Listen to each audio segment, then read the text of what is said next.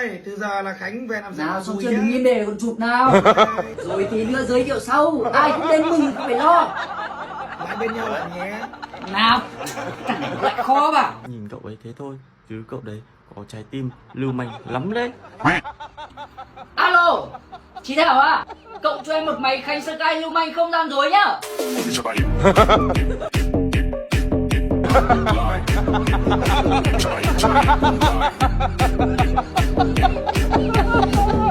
Đây, từ giờ là Khánh về làm sao Nào xong vui chưa, nhá. đứng yên để còn chụp nào. Rồi tí nữa giới thiệu sau, ai cũng đến mừng không phải lo. Lại bên nhau bạn nhé.